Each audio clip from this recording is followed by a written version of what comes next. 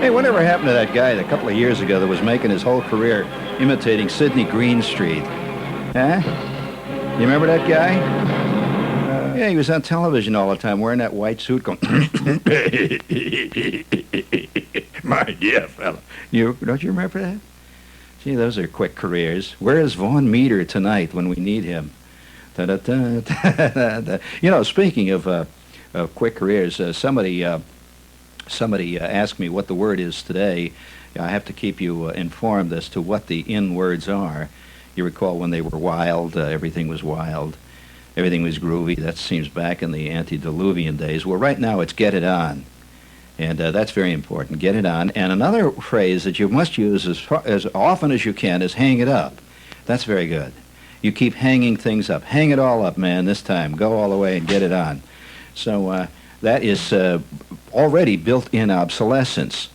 By the time you hear this, and it only takes microseconds for, hello, test, 1, 2, 3, microseconds to get from here to there, it's already out. And the ad agencies, have you ever wondered why ad agencies are always so behind in their slang? I mean, you see some commercial come on and they're saying something that was already going out in the Cosmo Girl world 2 years ago. Well, it's because it takes about 2 years to produce a major commercial. And the minute the guy sits down and types it, it's really with it, you know, at that point it's really on. And by the time they get the thing shot, they've gone to Europe and they got the helicopters that blew up and they rented the lifeboats and they had the restaurant that floated. Outdated. So there's a lesson in that for us. Let's all use classical Greek, which never gets out of date. I'm telling you, I just burn them up here. Like one of these 89-cent fireplace logs, you know, they make out of old crushed newspapers. I just burn them up because what the hell? An idea is the easiest thing to get in the world. It's a realization that's hard to get. Contrary to the old idea, you know, that the idea itself is the most difficult thing. Oh no, to actually bring it off is the hard thing. Like there's probably not one of you out there who hasn't had an idea for a great movie. How many of you have made one? There's my Sidney Greenstreet. Not bad. Well, so you know, ideas are a dime a dozen. It's finished products that come hard. And so, let us hang on for 1 minute. Would we please set it up in their art?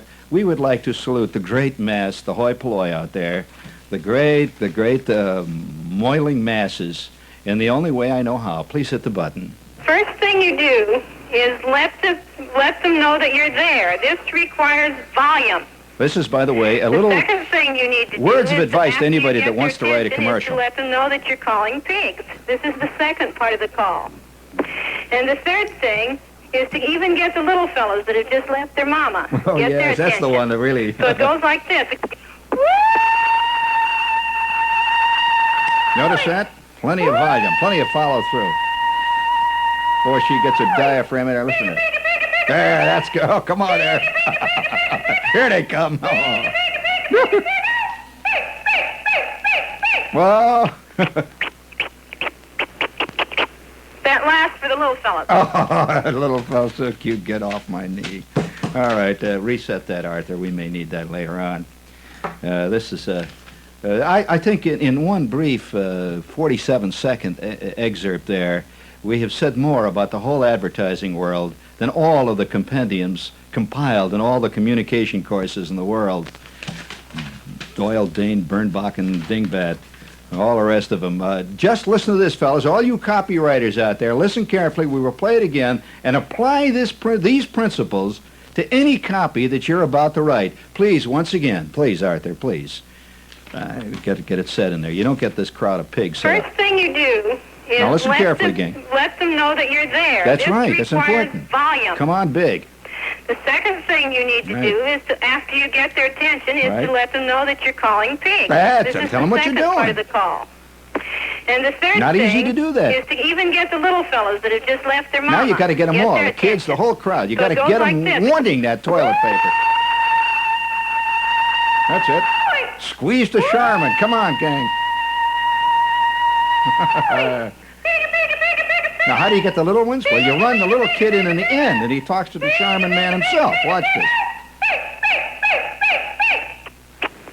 Oh, that's the killer right there. That last for the little fellas. Right, that's it. I smell clean. I smell clean.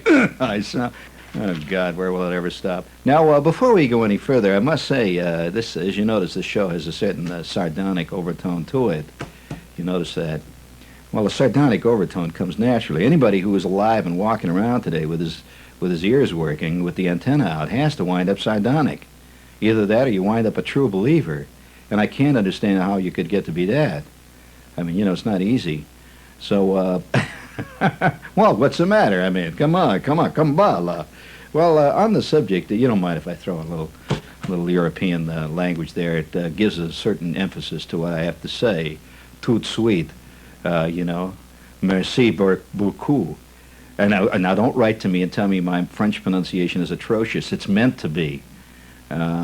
Quite often, when you're speaking, you adapt to your speech patterns the argot of the people to whom you are speaking. So if you wish to do a Jersey show, you say, I don't want none of them cheese things. Or, use phrases of that type. I don't want one of them Big Macs. Typical Jersey phrase of existence. You have to learn to roll with the punch. To coin a phrase. And, oh, yeah, how about some Hawaiian punch? Would you like a little Hawaiian punch? Huh? No. I guess not. I wonder how many people have been afraid to buy Hawaiian punch because they're afraid some little hand is going to come out of the can, give them one in the eye. You'd be surprised, yeah. I know one guy that was worried about his cigar account, and he says he's trying to get him to change the package, and I said, why? He said, well, you'd be surprised how many people are afraid of owls. I said, oh, I see. No wonder. Hey, God, sneaks up on you. I wonder if in the big centennial, the bicentennial celebration in 1976, if we're going to really celebrate what America has really given to the world, how about a giant float celebrating PR? That's after all, that's one of our art forms. I don't think people in any given time understand their own art forms. I repeat, for the benefit of art students out there, I don't think that at any given time the people who are alive at that time really appreciate the true art form of their time. For example, do you think that the walking around Egyptian, say 4,520 years ago, really understood that those pyramids would ultimately be the thing that the Egyptians are? No, I doubt it. He just figured, what the hell are they building all this? This is ridiculous. The boondoggle keep the people at work, so what? And they're going around griping, and it's about all that we've got left from them. Would you agree with that? Right. The art form of a time is rarely appreciated by the vast mass of people of the time. In fact, do you really believe that crowds followed Telemann around, a great Baroque composer? Do you? No way.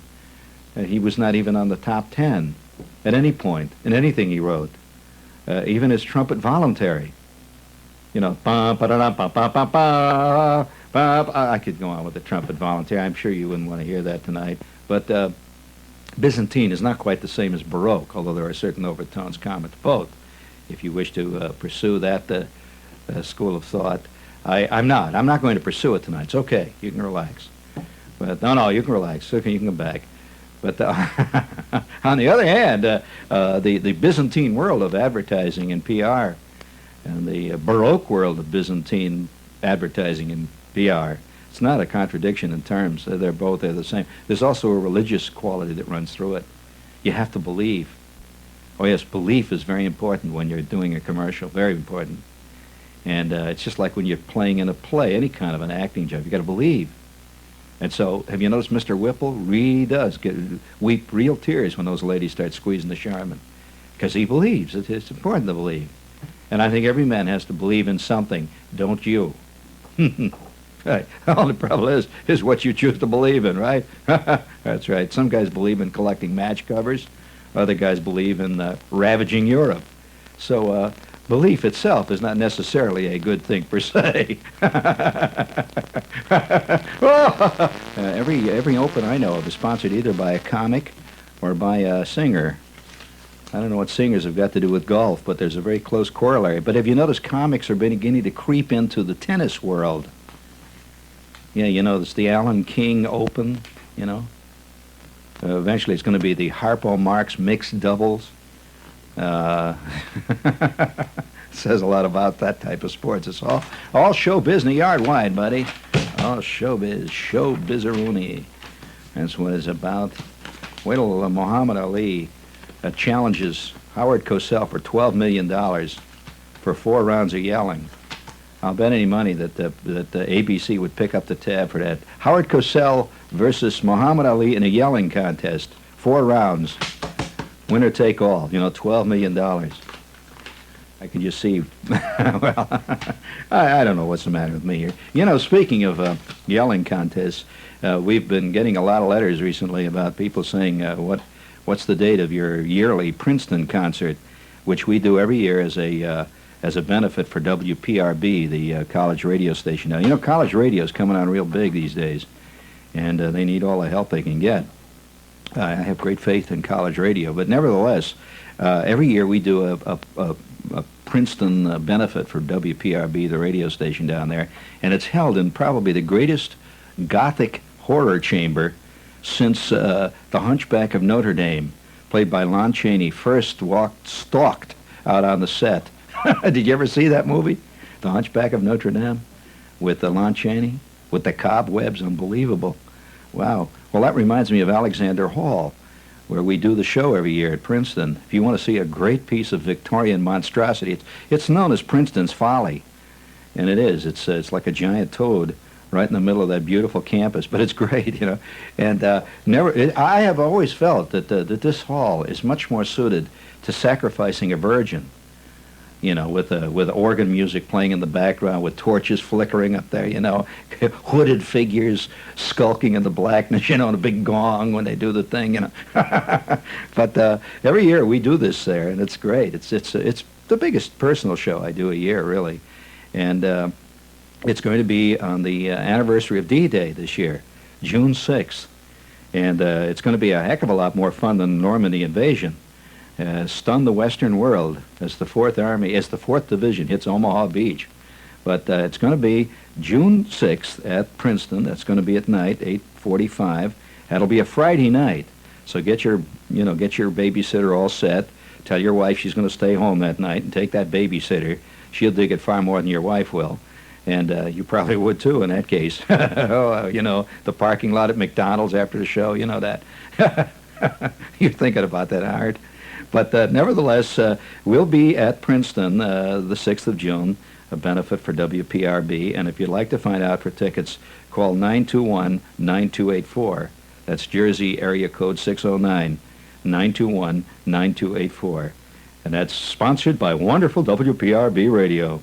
They bring you the good stuff. Hey, you know, fun is what it's about, I suppose. You know, that's the hedonistic school of thought in life. The hedonists, you know, they're always running into the Stoics. It's a terrible battle going on at all times. As a matter of fact, I would suggest that that's what our ultimate political battles are always about. The hedonists versus the Stoics. And I'm not talking about the Stoic that brings the babies. Oh, that was awful. Stoic art. S-T-O-I-C. Do you get it? Stoic. I knew you'd get it. He had that dumb look. Art's mustache suddenly drooped. He didn't quite get. Yeah, there you go. You droop your mustache is great. I mean, I'd like to ask the trivia question of the night. Whatever happened to Sonny, of Sonny and Cher? Bum, ba-dum, bum. Sam Spade is after him. Missing persons. The big blonde walked into my office, and I knew right away it was going to be one hell of a case. I smashed her in the gut, sat down, and says, "Here, have some bourbon." Okay, that opens. You like that opening? Right. Okay. How much time do I have in there, thank you, Mark. Very good, very good. We have just time now to do a show. Got 3.5 minutes, right? Well, no.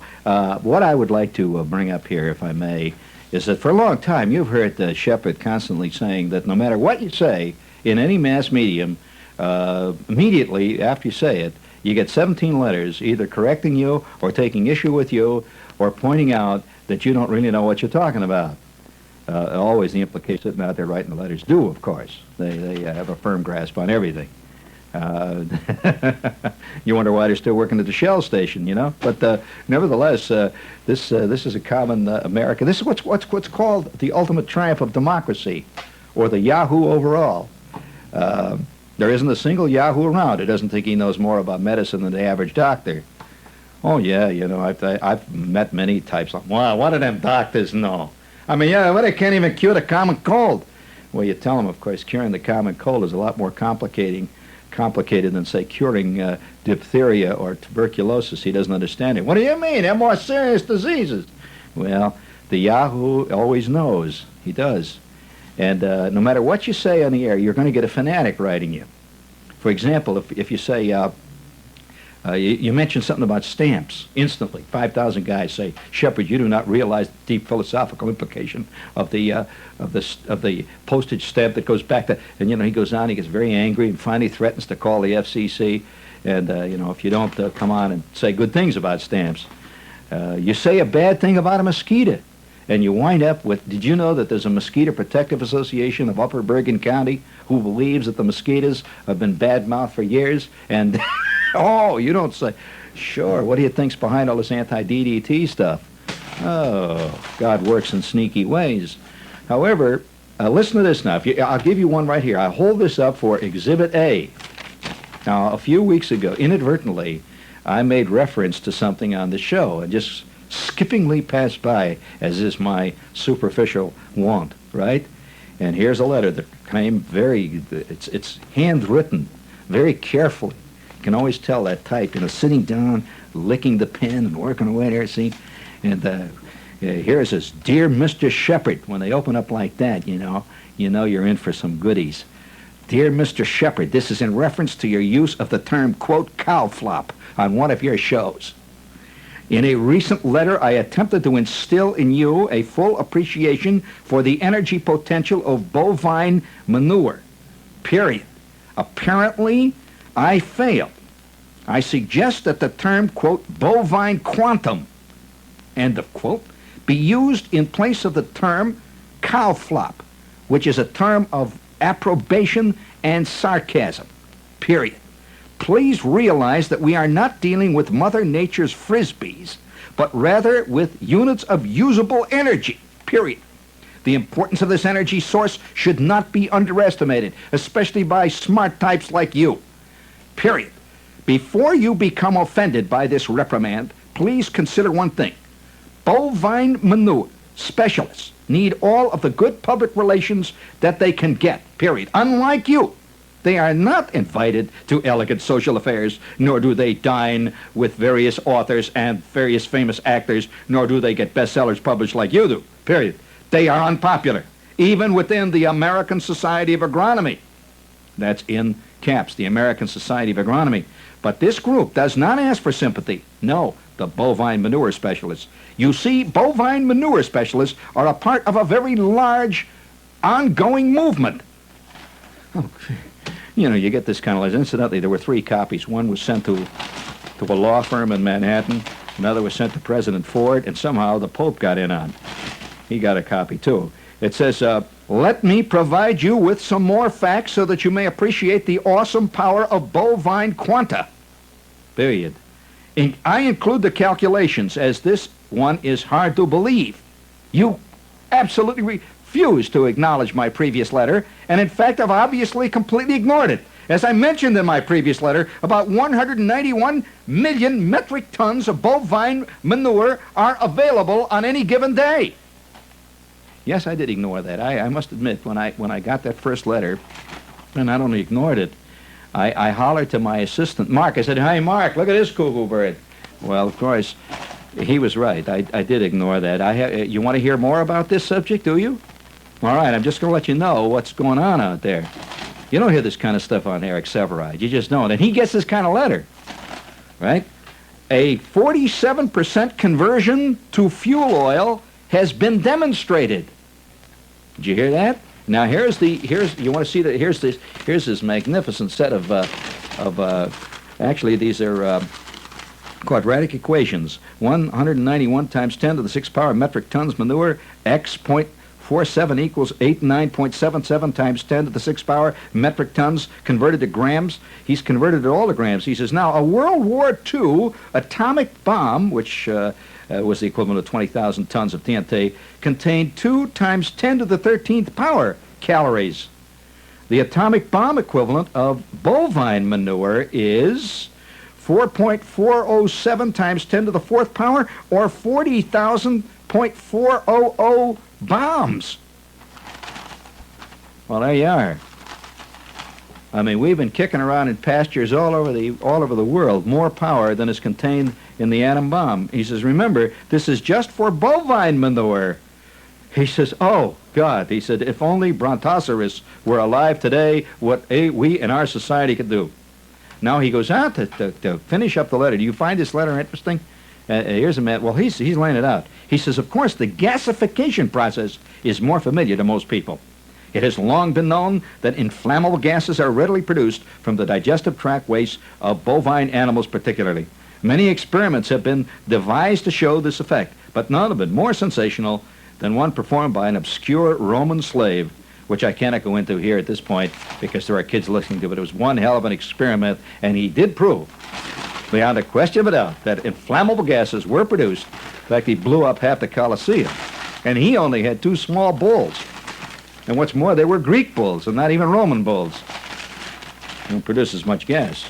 This is so this was signed by the head of the Bovine Manure Society of America, and he says, I demand an immediate apology and retraction. Well, I do apologize. Sir, I apologize. I will not retract my smart remarks, but I will apologize. I will apologize, and we have straightened it out there, right? I'll tell you, if I came out tomorrow night, if I came on and I said, you know, one of the most disgusting habits of all is sticking Wrigley spearmint gum on the bottom of theater seats. Do you know what would happen? Now, already the letters are being written. I can hear the pens now scratching out there in the dark.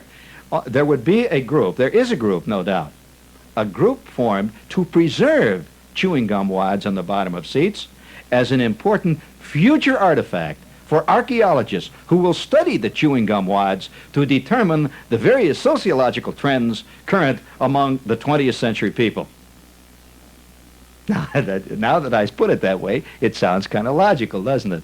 And they would say, you, in your rash, ridiculous statements, have caused, once again, the unreasonable public's attitude towards chewing gum wads on the bottom of seats to once again be biased and prejudiced against these chewing gum wads. What would it be like if some smart guy like your type came on back in, say, 2000 B.C., and said, what we ought to do is get rid of all these mummies that are cluttering up this horizon, all these dead bodies laying around, and all these dead birds and stuff.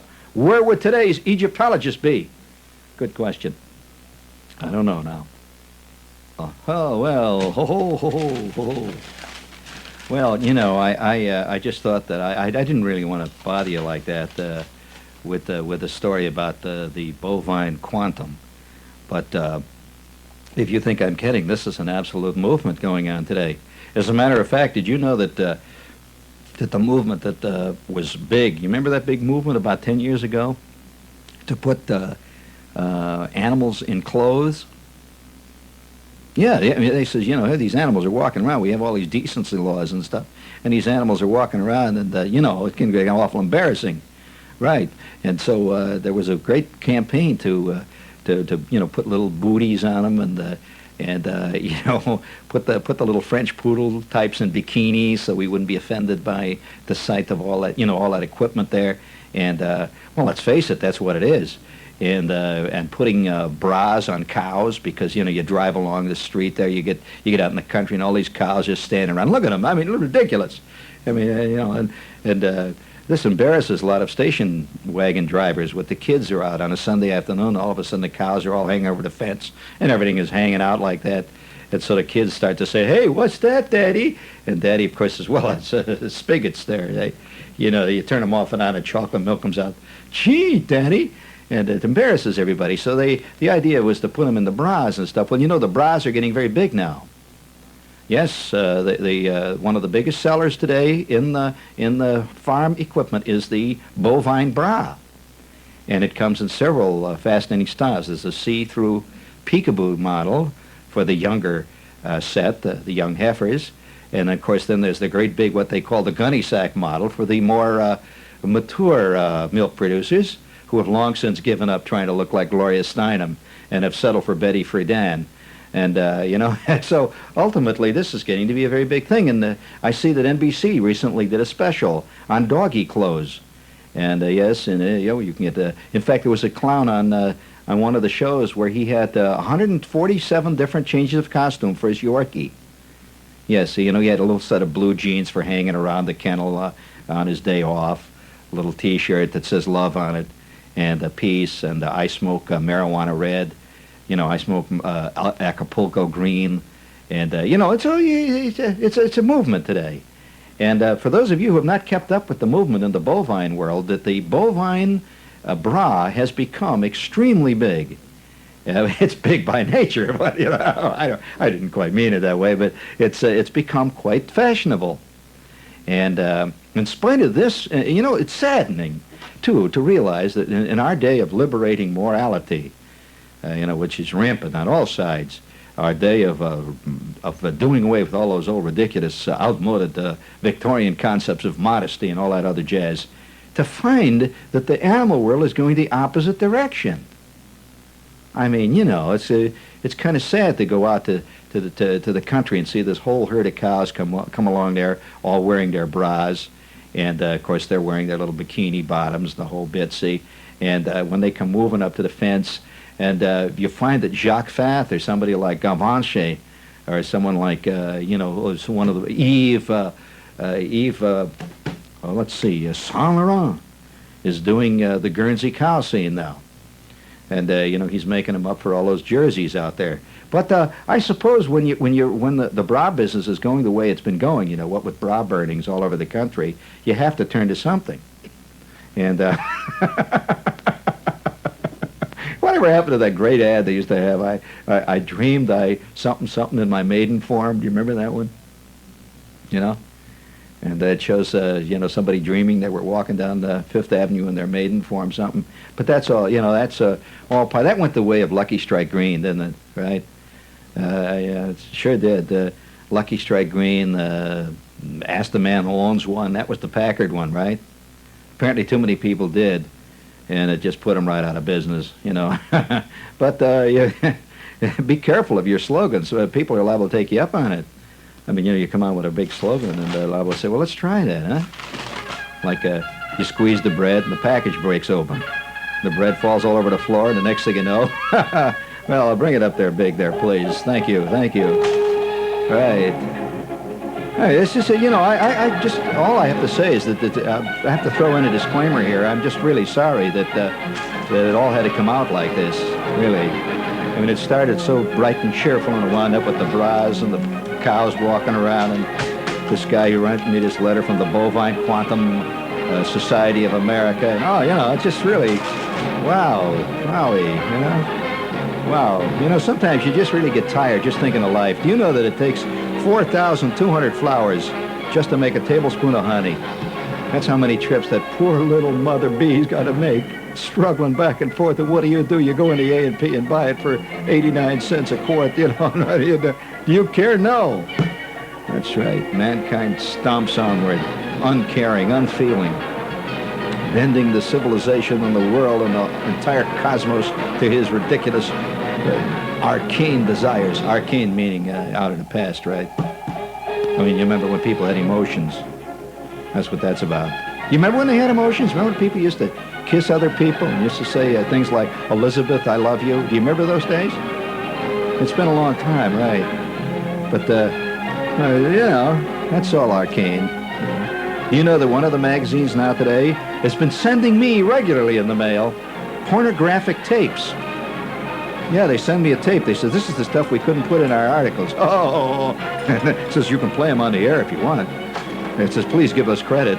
Would you like to hear some art? I got a whole collection of them in the back. Woohoo! Things are really changing, bud. Yes.